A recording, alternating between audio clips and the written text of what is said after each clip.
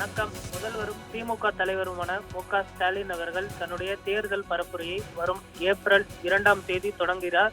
April 1ஆம் தேதி அண்ணா அறிவாலயத்தில் திமுகவின் தேர்தல் அறிக்கை வெளியிடப்பட இருக்கிறது. அதைத் தொடர்ந்து 2ஆம் தேதி அவர் தன்னுடைய சுற்றுப்பயணத்தை தமிழகம் முழுவதும் மேற்கொள்ள இருப்பது குறிப்பிடத்தக்கது. முதல் தொகுதியாக கலைஞர் கருணாநிதி அவர்கள் போட்டியிட்டு வெற்றி பெற்ற தொகுதி. அதே போன்று திருவாரூர் அவர்களுடைய பாரம்பரியமான தொகுதி. அதனால் திருவாரூரிலிருந்து தன்னுடைய தேர்தல் பரப்புரையை முதல்வர் ஆரம்பிப்பார் என்றும் எதிர்பார்க்கப்படுகிறது.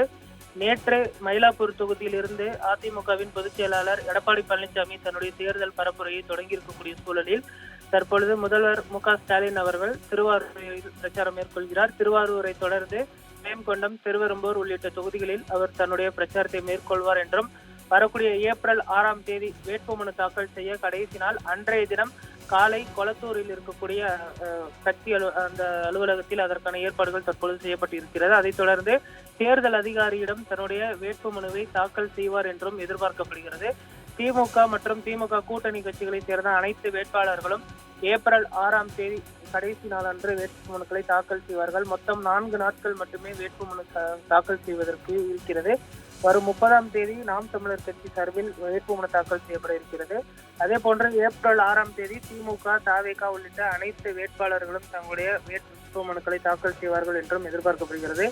முதலமைச்சர் சார்பில் 20 நாட்கள் சூறாவளி சுற்றுப்பயணமானது மேற்கொள்ளப்பட இருக்கிறது. ஏப்ரல் 23ஆம் தேதி தேர்தல். ஏப்ரல் 21ஆம் தேதி மாலை 6 மணியுடன் தேர்தல் பரப்புரை நிறைவடைய இருக்கிறது. திருவாரூரில் தொடங்கி கொளத்தூரில் தன்னுடைய தேர்தல் பரப்புரையை நிறைவு செய்வார் என்றும் எதிர்பார்க்கப்படுகிறது.